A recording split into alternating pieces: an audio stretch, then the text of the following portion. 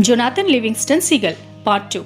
So this is heaven, he thought, and he had to smile at himself. It was hardly respectful to analyze heaven in the very moment that one flies up to enter it. As he came from earth now, above the clouds and in close formation with the two brilliant girls, he saw that his own body was growing as bright as theirs. True, the same young Jonathan Seagull was there that had always lived behind his golden eyes, but the outer form had changed. It felt like a seagull body, but already it flew far better than his old one had ever flown. Why, with half the effort, he thought, I shall get twice the speed, twice the performance of my best days on earth. His feathers glowed brilliant white now, and his wings were smooth and perfect as sheets of polished silver. He began delightedly to learn about them, to press power into these new wings. At 250 miles per hour, he felt that he was nearing his level flight maximum speed. At 273, he thought that he was flying as fast as he could fly, and he was ever so faintly disappointed. There was a limit to how much the new body could do, and though it was much faster than his old level flight record, it was still a limit that would take great effort to crack. In heaven, he thought, there should be no limits. The clouds broke apart. His escorts called, Happy landings, Jonathan, and vanished into thin air. He was flying over a sea, towards a jagged shoreline. A very few seagulls were working the updrafts on the cliffs. Away off to the north, at the horizon itself, flew a few others, new sights, new thoughts, new questions. Why so few gulls? Heaven should be flocked with girls, and why am I so tired? All at once, girls in heaven are never supposed to be tied or to slave. Where had he heard that? The memory of his life on earth was falling away. Earth had been a place where he had learnt much, of course, but the details were blurred. Something about fighting for food and being outcast. The dozen girls by the shoreline came to meet him, none saying a word. He felt only that he was welcome and that this was home. It had been a big day for him, a day whose sunrise he no longer remembered. He turned to land on the beach, waiting his wings to stop an inch in air, then dropping lightly to the sand. The other girls landed too, but not one of them so much as flapped a feather. They swung into the wind, bright wings outstretched. Then somehow they changed the curve of their feathers until they had stopped. In the same instant, their feet touched the ground. It was beautiful control, but now Jonathan was just too tired to try it. Standing there on the beach, still without a word spoken, he was asleep. In the days that followed, Jonathan saw that there was as much as to learn about flight in this place as there had been in the life behind him. But with a difference, here were girls who thought as he thought. For each of them, the most important thing in living was to reach out and touch perfection in that which they most loved to do, and that was to fly. They were magnificent birds, all of them, and they spent hour after hour every day practicing flight, testing advanced aeronautics. For a long time, Jonathan forgot about the world that he had come from, that place where the flock lived with its eyes tightly shut to the joy of flight, using its wings as means to the end of finding and fighting for food. But now and then, just for a moment, he remembered. He remembered it one morning when he was out with his instructor while they rested on the beach after a session of folded wing snap rolls. Where is everybody, Sullivan? He asked silently. Quite at home now, with the easy telepathy that these girls used instead of screes and cracks. Why aren't there more of us here? Why? Where I came from, there were thousands and thousands of girls, I know. Sullivan shook his head. The only answer I can see, Jonathan, is that you are pretty well a one in a million bird. Most of us came along ever so slowly. We went from one world into another that was almost exactly like it, forgetting right away where we had come from, not caring where we were headed, living for the moment. Do you have any idea how much lives we must have gone through before we even got the first idea that there is more to life than eating or fighting or power in the flock, 1,000 lives, John, 10,000, and then another 100 lives until we began to learn that there is such a thing as perfection, and another 100 again to get the idea that our purpose for living is to find that perfection and show it forth. The same rule holds for us now. Of course, we choose our next world through what we learn in this one. Learn nothing, and the next world is the same as this one. All the same limitations, and let waits to overcome. He stretched his wings and turned to face the wind. But you, John, he said, learned so much at one time that you didn't have to go through 1,000 lives to reach this one.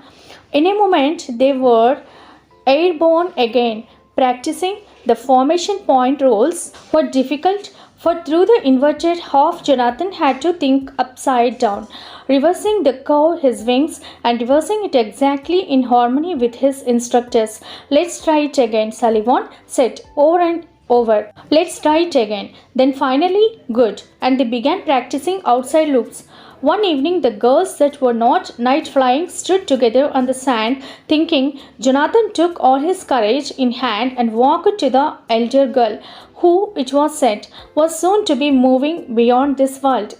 Cheong, he said, a little nervously. The old seagull looked at him kindly. Yes, my son. Instead of being enfeebled by age, the elder had been empowered by it.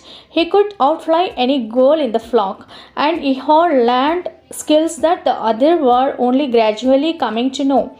Chiang, this world isn't heaven at all, is it? The elder smiled in the moonlight. You're learning again, Jonathan Seagull, he said. Well, what happens from here? Where are we going? Is there no such place as heaven? No, Jonathan, there is no such place. Heaven is not a place, and it is not a time. Heaven is being perfect. He was silent for a moment. You are a very fast flyer, aren't you? I enjoy speed, Jonathan said, taken aback but proud that the elder had noticed. You will begin to touch heaven, Jonathan, in the moment that you touch perfect speed, and that isn't flying 1,000 miles an hour or a million or flying at the speed of light, because any number is a limit and perfection doesn't have limits. Perfect speed, my son, is being there. Without warning, Cheong vanished and appeared at the water's edge 50 feet away, all in the flicker of an instant. There he vanished again and stood in the same millisecond at Jonathan's shoulder. It's kind of fun, he said. Jonathan was dazzled. He forgot to ask about heaven. How do you do that? What does it feel like? How far can you go? You can go to any place and to any time that you wish to go.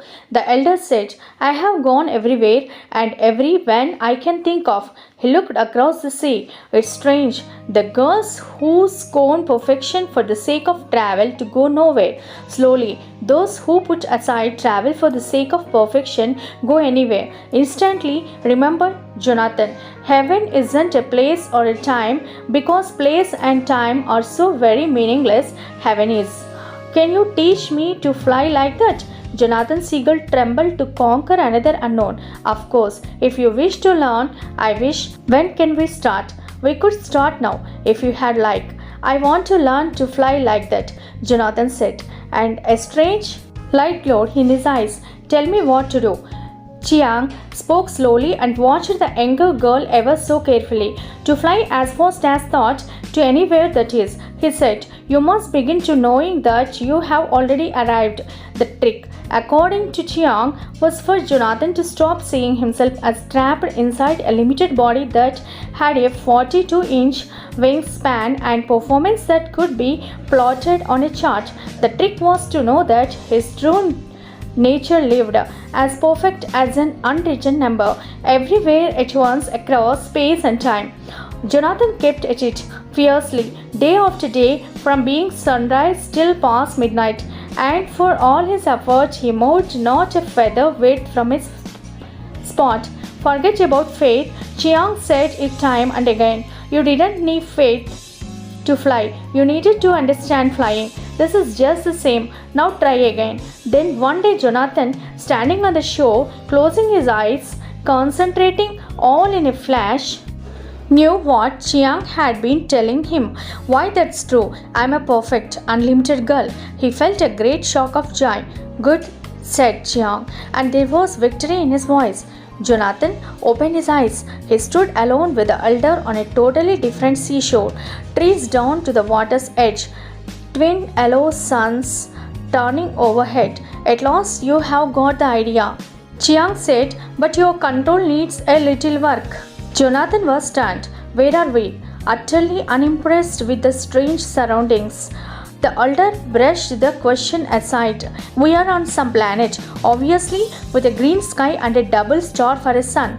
Jonathan made a scream of delight, the first sound he had made since he had left Earth. It works. Well, of course it works, John, said Chiang. It always works when you know what you are doing. Now about your control. By the time they returned, it was dark. The other girls looked at Jonathan's with awe in their golden eyes, for they had seen him disappear from where he had been rooted for so long. He stood there, congratulations, for less than a minute. I am the new corner here. I am just beginning. It is I who must learn from you. I wonder about the John, said Sullivan, standing near. You have less fear of learning than any girl I have seen in 10,000 years. The flock fell silent, and Jonathan fidgeted in embarrassment. We can start working with time if you wish, Chiang said, till you can fly the past and the future, and then you will be ready to begin the most difficult, the most powerful, the most fun of all. You will be ready to begin to fly up and know the meaning of kindness and of love. A month went by, or something that felt about like a month, and Jonathan learned at a tremendous rate. He always had learned quickly from ordinary experience, and now the special student of the elder himself. He took in new ideas like a streamlined feather computer. But then the day came that Chiang vanished. He had been talking quietly with them all, exhorting them never to stop their learning and their practicing and their striving to understand more of the perfect invisible principle of all life. Then as he spoke, his feathers went brighter and brighter, and at last turned so brilliant that no girl could look upon him. Jonathan, he said, and these were the last words that he spoke, keep working on love. When they could see again, Chiang was gone. As the days went past, Jonathan found himself thinking time and again of the earth from which he had come. If he had known there just a tenth, just a hundredth of what he knew here, how much more life would have meant. He stood on the sand and fell to wondering if there was a girl back there who might be struggling to break out of his limits, to see the meaning of flight beyond a way of travel, to get a breadcrumb from a robot. Perhaps there might even have been one made outcast for speaking his truth in the face of the flock. And the more Jonathan practiced his kindness lessons, and the more he worked to know the nature of love, the more he wanted to go back to earth. For in spite of his lonely past, Jonathan SEAGULL was born to be an instructor, and his own way of demonstrating love was to give something of the truth that he had seen to a girl who asked only a chance to see truth for himself. Sullivan, adept now at thought, speed, flight, and helping the others to learn, was doubtful. John, you were outcast once. Why do you think that any of the girls in your old time would listen to you now? You know the proverb, and it's true. The girl sees farthest who flies highest. Those girls where you came from are standing on the ground, squawking and fighting among themselves. They are 1,000 miles from heaven. And you say you want to show them heaven from where they stand. John, they can't see their own wingtips. Stay here. Help the new girls here, the ones who are high enough to see what you have to tell them. He was quiet for a moment, and then he said, what if Chiang had gone back to his old worlds? Where would you have been today? The last point was telling one, and Sullivan was right. The girl sees farthest who flies highest. Jonathan stayed and worked with the new birds coming in, who were all very bright and quick with their lessons. But the old feeling came back, and he couldn't help but think that there might be one or two girls back to earth who would be able to learn too. How much more would he have known by now? And Chiang had come to him On the day that he was outcast, Sully, I must go back, he said at last. Your students are doing well. They can help you bring the newcomers along. Sullivan signed, but he did not argue. I think I'll miss you, Jonathan, was all he said. Sully, for shame, Jonathan said in reproach, and don't be foolish. What are we trying to practice every day? If our friendship depends on things like space and time, then when we finally overcome space and time, we have destroyed our own brotherhood. But overcome space, and all we have left is here. Overcome time, and all we have left is now. And in the middle of here and now, don't you think that we might see each other once or twice? Sullivan, SEAGULL laughed in spite of himself. You crazy bird, he said kindly. If anybody can show someone on the ground how to see 1,000 miles, it will be Jonathan Livingston SEAGULL. He looked at the sand. Goodbye, Joe, my friend. Goodbye, Sully. We shall meet again. And with that, Jonathan held in thought an image of the great gull flocks on the shore of another time, and he knew with practiced ease that he was not bone and feather, but a perfect idea of freedom and flight, limited by nothing at all. Fletcher Lane SEAGULL was still quite young, but already he knew that no bird had ever been so harshly treated by any flock or with so much injustice. I don't care what they say, he thought fiercely, his vision blurred as he flew out forward the cliffs. There's so much more to flying than just flapping around from place to place. A mosquito does that. Want a little barrel roll around the older girl, just for fun, and I am outcast. Are they blind? Can't they see? Can't they think of the glory that it will be when we really learn to fly? I don't care what they think. I'll show them what flying is. I'll be pure outlaw if that's the way they want it, and I will make them so sorry.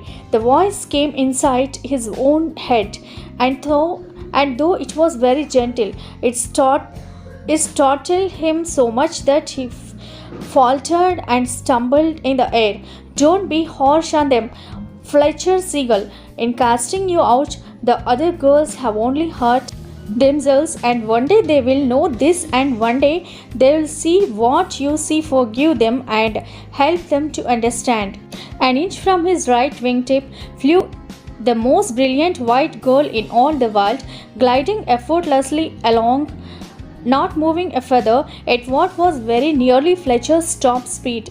There was a moment of chaos in the young bird. What's going on? Am I mad? Am I dead? What is this? Low and calm, the voice went on within his thought, demanding an answer. Fletcher Lane SEAGULL, do you want to fly? Yes, I want to fly. Fletcher Lane SEAGULL, do you want to fly so much that you will forgive the flock and learn and go back to them one day and work to help them know? There was no lying to this magnificent, skillful being, no matter how proud or how hurt a boss was Fletcher SEAGULL. I do, he said softly. Then Fletch, that bright creature, said to him, and the voice was very kind. Let's begin with level flight.